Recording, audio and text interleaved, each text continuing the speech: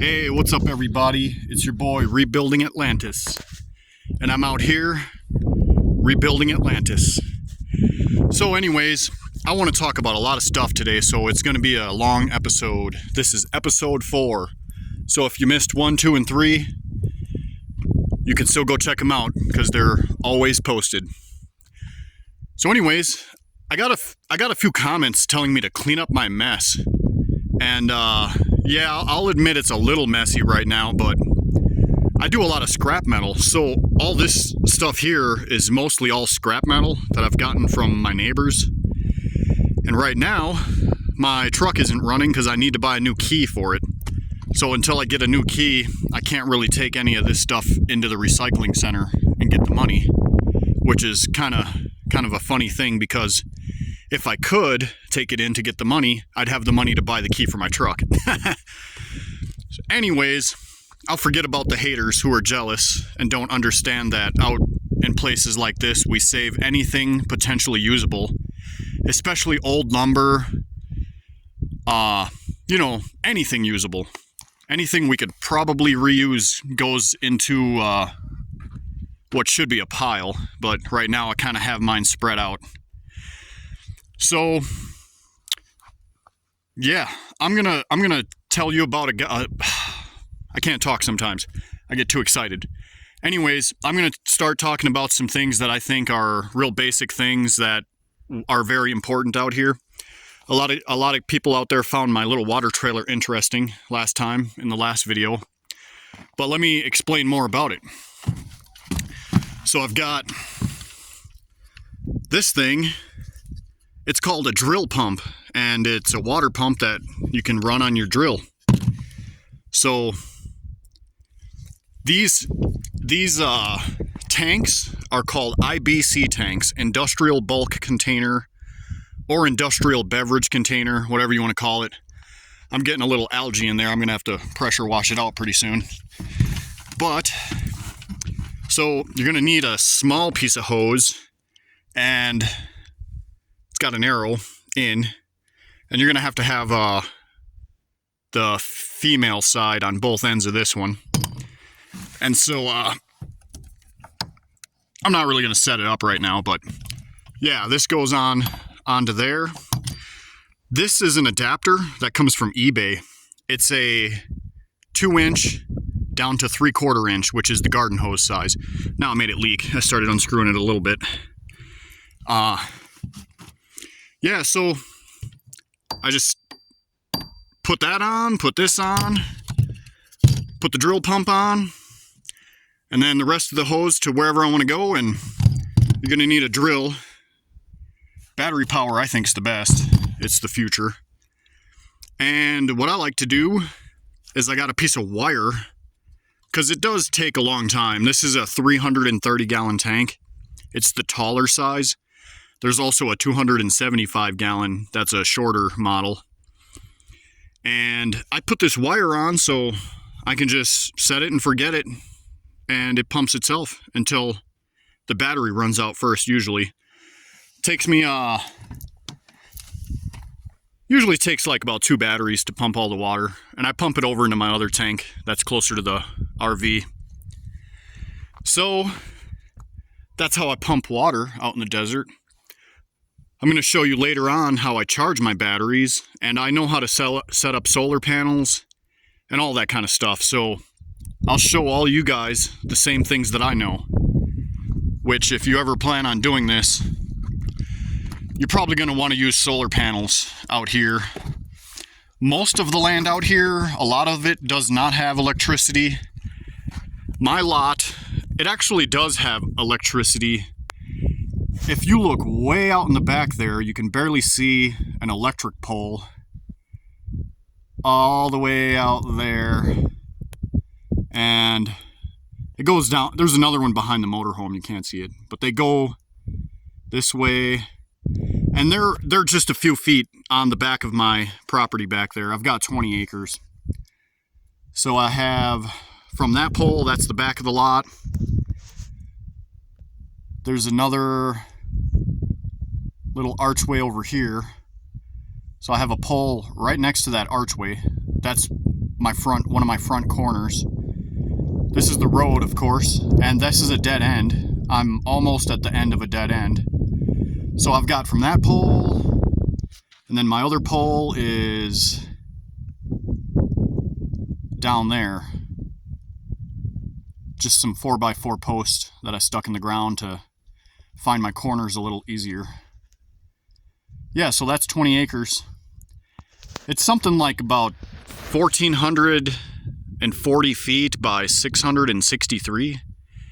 It's longer this way than it is wide.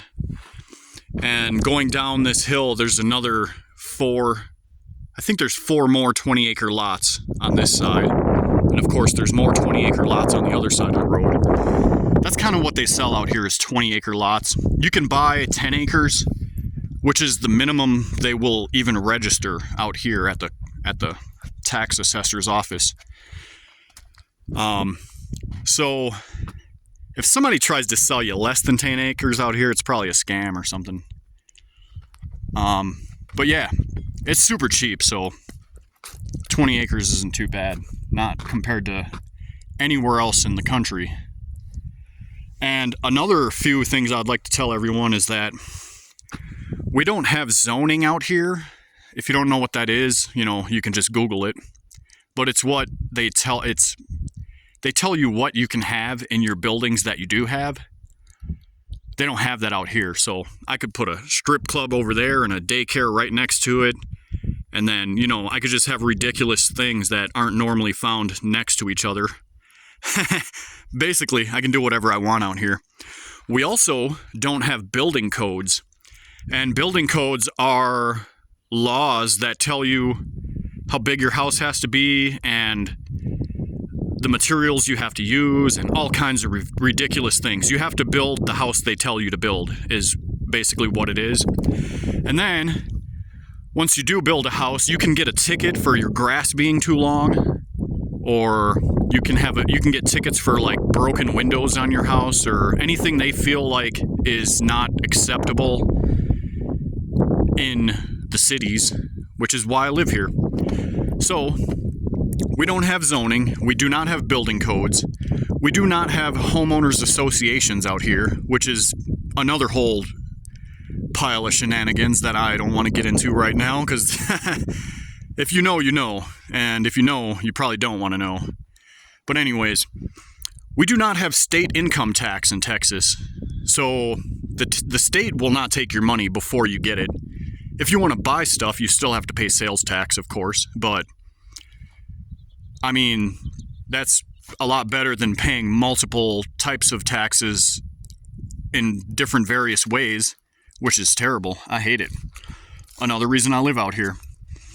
I really like these horse crippler cactuses, or cacti. I said that wrong. Eventually, once I get my house built, I want to put 10 on each side of my walkway going up to the front door. It'd be pretty awesome. Some of these are pretty big. Yeah, look at that big boy. Well, anyways, I'm kind of all over the place. I think a lot of stuff all at the same time, and it gets kind of clogged up in my brain. So I want to explain more about my long-term goals out here right after I show you my solar panel. So I had my solar panel going over here to the charge controller, and then that was connected to my truck battery, and I was just charging everything off the truck. I also have a power inverter, which is over on the other side somewhere over there. But right now it isn't working because I had this laying right on the ground, and it was getting rained on, and I didn't take care of it too well, and now it doesn't work. So it's no longer charging my batteries. So what I've been doing recently is just putting my power inverter on my KLR 250 Kawasaki dirt bike. Well, it's actually called a dual sport, or an adventure bike, or whatever they're calling them now. They used to be called enduros, but it's a street legal dirt bike is basically what it is. And out here it is what I would recommend for everyone to have some kind of cheaper mode of transportation, because everything's really far when you live out here. Like, you can drive a truck, or a car, but, you know, it's going to cost a lot more in gas. That thing is so cheap on gas, I don't even think about it, which is why I've run out of gas a few times. Okay, back to my long-term, semi-long-term goals out here. I'm basically starting a commune, or my own society, or whatever you want to call it. I don't even care what you call it.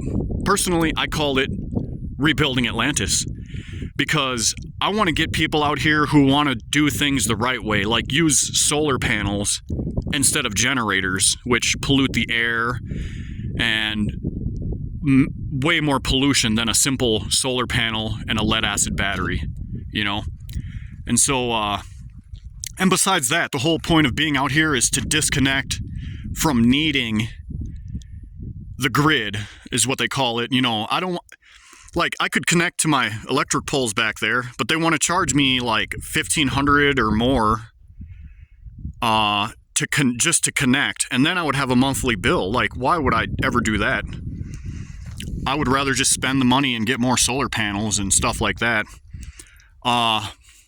So, oh yeah, this is my driveway, by the way. And yeah, it's pretty messy right now. I think it's around 40 feet wide up here at the front. I cleared all this myself, and it took quite a while. Like, you see, it's pretty dense here. I cleared this whole area, originally just kind of chopping most of the bushes right at the base, but I went back and dug a whole bunch of them out so they never come back. But I did miss a few, like right there, and there's one under the boat. There's a few over here too. And my driveway gets a little more narrow going that way, but I've actually made it to go all the way to the back already. Just not wide it's just not quite as wide as I would like it in the long run. Because I'm gonna have people here with big motorhomes and stuff, and I wanna have them like not feel like they're gonna run over stuff. So I am gonna have